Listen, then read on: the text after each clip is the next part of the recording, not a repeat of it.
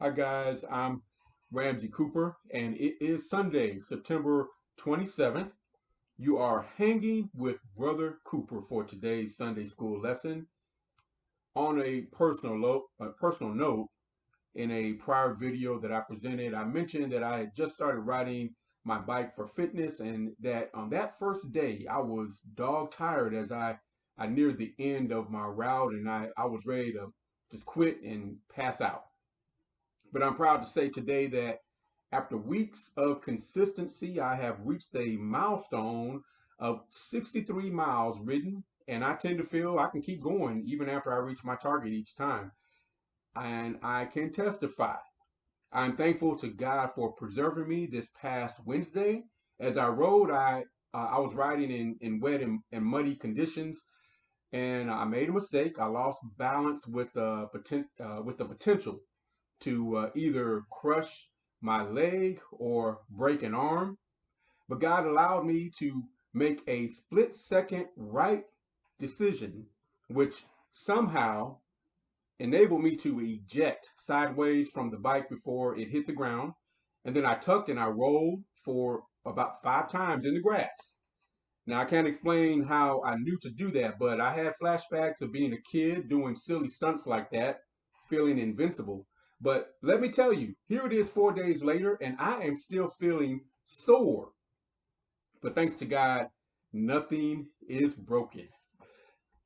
So, enough with my adventures. Let's get on with the reason you are hanging with Brother Cooper.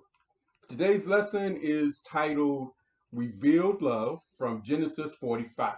The writer allows us to sit in on a discussion among brothers, the sons of Jacob, and we find ourselves in an Egyptian palace, the home of Joseph, as he reveals himself to his brothers. Now, we all know the story. Approximately 25 years prior to this point in history, the brothers sold Joseph to merchants who were en route to Egypt so he could become a slave or possibly be killed. They hated Joseph because he was the favorite son of Jacob and shared his God given dreams, with which gave the impression he would one day rule over his brothers. A little bit earlier in Genesis 35, God was speaking to their father Jacob, and he had just renamed him Israel. That was his new name. The name Jacob means deceiver, and his new name means wrestled with God. So he wrestled with God, seeking understanding. The name also means triumphant with God. So God blessed him with that new name. In Genesis 35, verse 11, God told Jacob to be fruitful and increase in number, and that kings will be among his descendants. We quickly learn that the first of such kings is Joseph. So, the dreams Joseph had as a teen were God's revelation of what was to come. But as a youth, Joseph was immature and braggadocious about his gifts, so he wasn't ready. He would have to go through some things to get right, and we know he would eventually go through some really hard trials. And the hope for Joseph, as it is for us today, is confirmed in Romans 8, where we learn that those he predestined, he also called. Those he called, he also justified. Those he justified, he also glorified. In other words, God established a purpose for each of us from before birth. He calls us by revealing in some way our purpose. He justifies us by allowing various kinds of trials and patiently waiting. And then he glorifies us by seeing us through difficulties up to the intended destiny. So as we sit in on this meeting among brothers, Joseph had passed through all these stages, and now he is at the high place of glorification. His brothers are at a humble state of justification and are facing deadly trials at the very time of the meeting. The future of the nation of Israel is hanging on a thread and at the brink of destruction. Then, as we say, but God. To set the stage for this scene, the world is facing a major famine, and Egypt is the only nation with a surplus due to God placing Joseph there and equipping him with spiritual gifts to see it coming and the skills to manage the situation from start to end. Because of the superb planning and preparation efforts led by Joseph, Pharaoh elevated him to second in charge of Egypt. In other words, practically nothing happened in all the land without the approval of Joseph.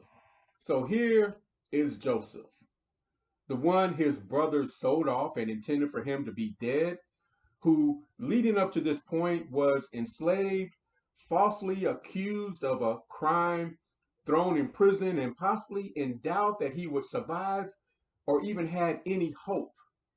Here he is now in charge of the stimulus plan that elevated Egypt above all nations and was the key to the world's ability to recover from the famine, or maybe as we understand today, recovery from a worldwide pandemic. As we learned in last week's lesson, Joseph's homeland of Canaan is suffering from the famine too, and his brothers were sent by their father Jacob to Egypt to buy food. As they encounter Joseph, not recognizing him, they are terrified because he was a powerful man and was very rude to them. In order for them to get what they came for, he made stringent demands. Then, after putting them through some trials, learning of their hearts and intention for redemption, Joseph here is ready to reveal himself. So let's now go through today's text verse by verse. We are in Genesis 45, covering verses 1 through 8, then 10 through 15. Now, verses 1 through 3 read, Then Joseph could no longer control himself before all of his attendants, and he cried out, have everyone leave my presence. So there was no one with Joseph when he made himself known to his brothers. And he wept so loudly that the Egyptians heard him, and Pharaoh's household heard about it. Joseph said to his brothers, I am Joseph. Is my father still living? But his brothers were not able to answer because they were terrified at his presence. So let's pause there for a moment. From the lesson written by in the Standard Publishing text, it says that Joseph demanded that all his servants and attendants leave the room, maybe because the reunion was so emotional that he didn't want anyone other than his brothers to witness his breakdown, his meltdown, so to speak. Or maybe he wanted to speak openly without letting his Egyptian household know what he was about to say. We can easily imagine the emotional shock wave that rippled through the room as the brothers heard this high Egyptian official claim in their native tongue to be their long absent brother. Because up to this point, Joseph had been talking with them through an interpreter. The brothers must have found the statement incredible and even unbelievable. Then, as we see, Joseph inquired about his father's well being. He grew to be a man without the guidance of his father, most likely hardened by the trauma and possibly deeply saddened by what he had missed out on. But like many today who maybe grew up in a similar situation, Joseph is driven by a small glimpse of hope, and he's determined to be a success.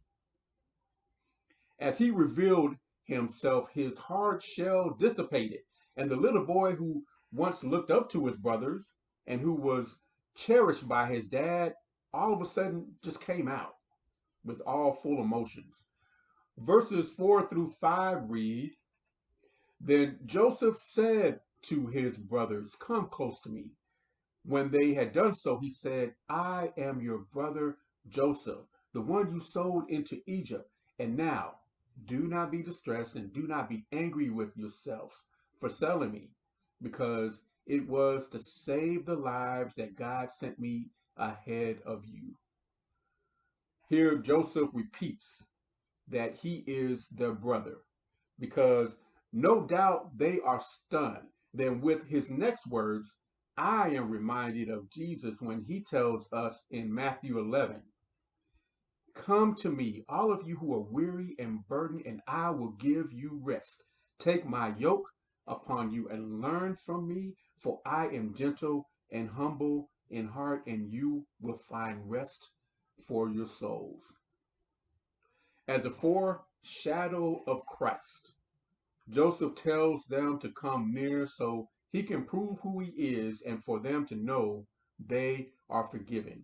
He also instructs them to forgive themselves because it was God Himself who allowed the necessary trauma and put him in place for a time such as this, a time for when his people needed to be saved. Now, I like how the lesson explains it, where it says, Joseph's words to his brothers can be applied to our understanding and acceptance of the forgiveness Jesus offers.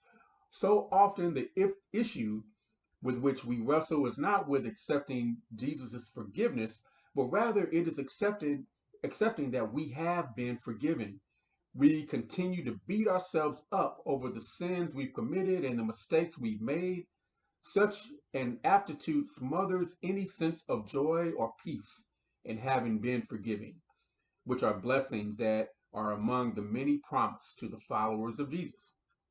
Now, I will admit that thinking back on my bike accident on Wednesday, since then I've had moments where I experience a flashback and vision of actually breaking something. And then I cringe each time thinking how stupid I have been to make that mistake. And then I recall how God preserved me. And I feel at ease all of a sudden. Now, this is similar to how we need to forgive ourselves from sin we have committed by accepting God's forgiveness and forgiving ourselves for making those mistakes. Now, we can live at ease and truly be free when we get to that stage. Now, going back to our lesson, in verse 6 through 8, Joseph breaks down further for them. He says, For 2 years now there has been famine in the land, and for the next 5 years there will be no plowing or reaping.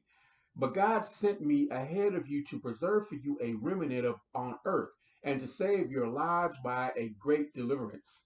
So then, it is not you who sent me here, but God. He made me father of Pharaoh, lord of his entire household, and ruler of all Egypt. Skipping over to verses 10 through 11, Joseph provides the following instructions. You shall live in the region of Goshen and be near me, you, your children and grandchildren, and flocks and herds, and all you have. I will provide for you there, because 5 years of famine are still to come. Otherwise, you and your household and all who belong to you will be destitute. Now, Goshen is a very fertile land within Egypt, and because of the position God placed Joseph in, he had the power to reserve that land for the offspring of his father and their families for generations, along with all their possessions. Right here, the plan to save the people of Israel is revealed after a series of trials and setbacks, but it seemed that made it seem that destruction was certain. So again, we say, but God. The final verses for today are from verses 12 through 15, which read, You can see for yourself, and so can my brother Benjamin, that it is really I who am speaking to you. Tell my father about the honor accorded me in Egypt and about everything you have seen, and bring my father here quickly. Then he threw his arms around his brother Benjamin, and he wept, and Benjamin embraced him, weeping. And he kissed all his brothers and wept over them. Afterwards, his brothers talked with him. Now, this is indeed a remarkable reunion among brothers. who are the namesakes for the 12 tribes of Israel. And as we see through the Bible, God continuously reveals his plan of salvation through similar accounts, making it possible for us to unite and then reunite at times with him through the sacrifice of his son Jesus Christ. He demonstrated his love for us on the cross. Therefore, we are forgiven and have every reason to forgive ourselves and others.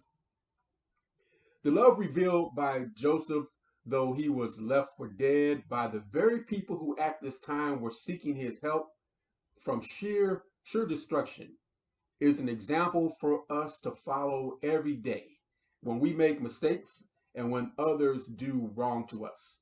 May we remember this example when we are in the heat of the moment for for the conditions we face today, considering the pandemic we now experience. Let us maintain hope. Ultimately, God has been in control from the beginning, from the start of creation. In fact, he was in control during the ancient times that we are studying here, and he is in control today. He will see us through. So, as we conclude, maintain the faith, maintain the hope, and know that the love of God withstands all the test of time. Love is supreme. May God bless you, and I hope to see you next time as we hang together.